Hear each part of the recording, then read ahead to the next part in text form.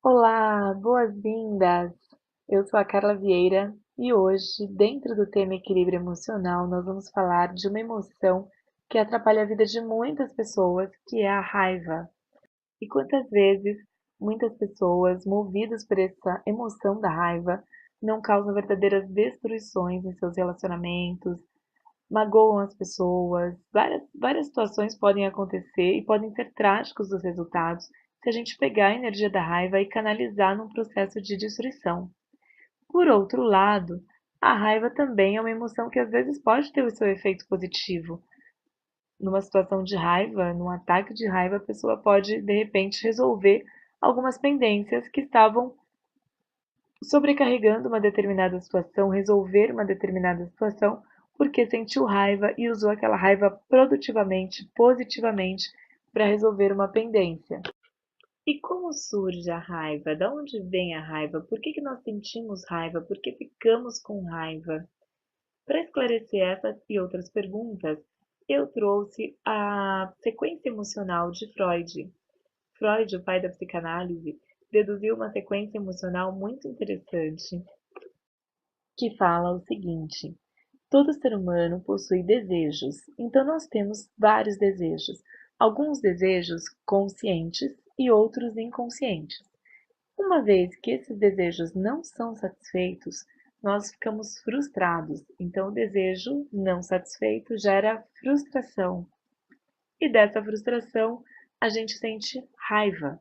Então, desejo não correspondido, não realizado gera frustração, e a frustração gera raiva. Depois do acesso de raiva, a maioria, nosso impulso, a maioria das pessoas tende a canalizar essa energia para destruição. Então, desejo, frustração, raiva, destruição. Sentimos raiva, destruímos aquilo que foi o objeto da nossa raiva, geralmente. E depois que a gente destrói, a gente sente culpa. Depois da culpa, a gente vai para a punição, vem um sentimento de autopunição. Então, porque nós temos um sistema, e esse sistema, inclusive, ele é social, que diz que quem errou deve ser culpado e deve ser punido. Então, se nós sentirmos que erramos, nós vamos tender a nos sentirmos culpados e também a provocar uma punição. Aqui também entra em ação a lei da atração, porque essa punição pode ser ocasionada por nós mesmos, em algum aspecto, ou a gente vai vibrar nessa energia de punição e com isso atrair algum fato, alguma coisa externa que vai nos punir. E com isso a gente vai ter também uma necessidade de reparação ou sublimação. Alguns aspectos dessa sequência também diz que ou a gente pune ou a gente repara.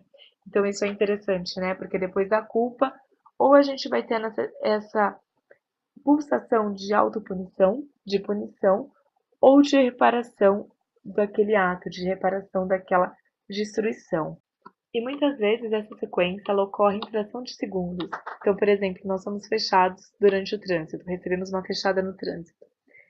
A gente tende a já ficar com raiva, que nós tínhamos um desejo, que até então era inconsciente, de que todas as pessoas respeitassem as normas de trânsito. E as pessoas não respeitam.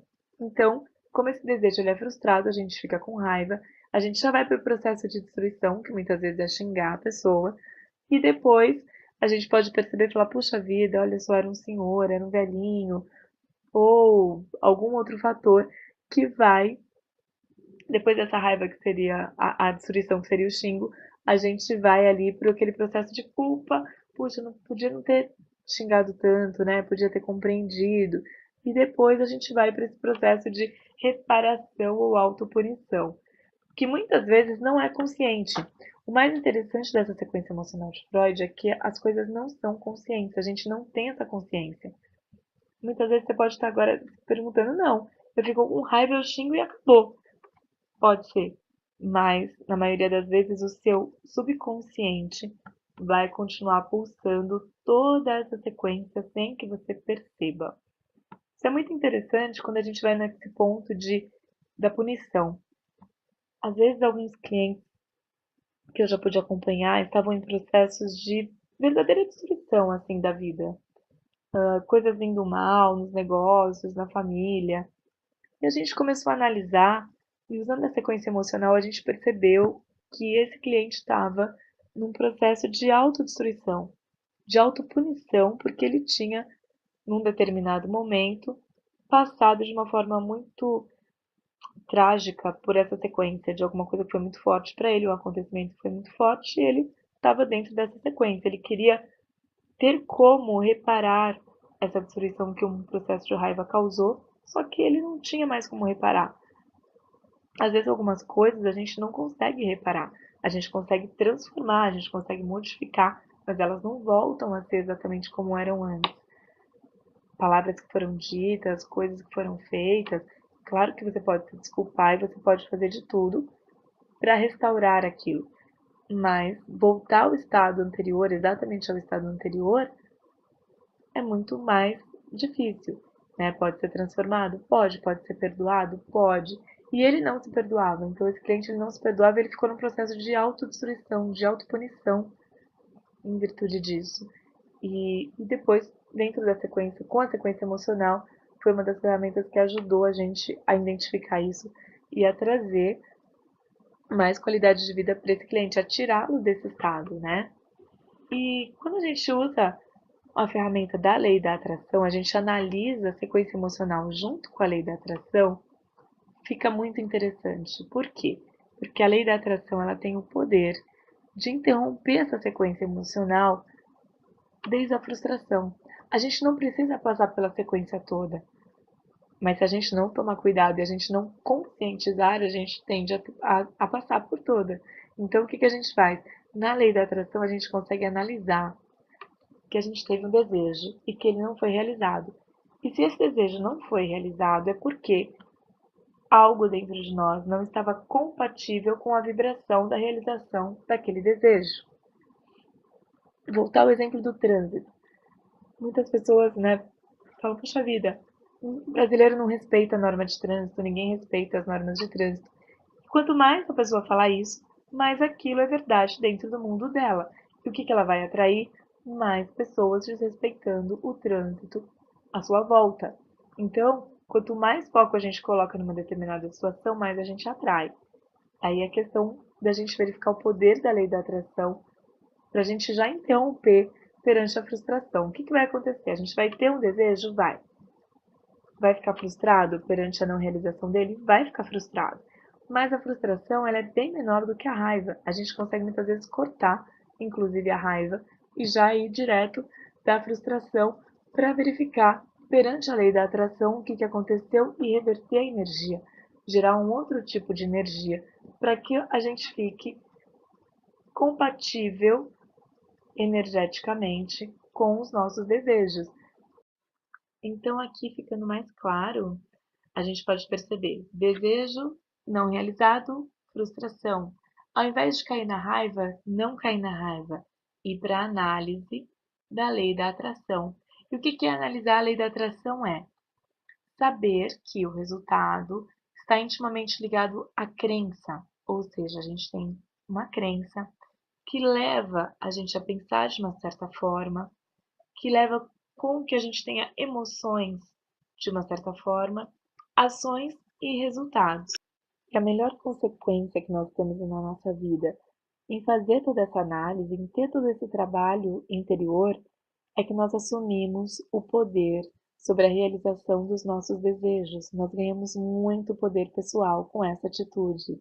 E isso faz com que a gente passe a cada vez mais estar conectado, estar atento com as nossas vibrações.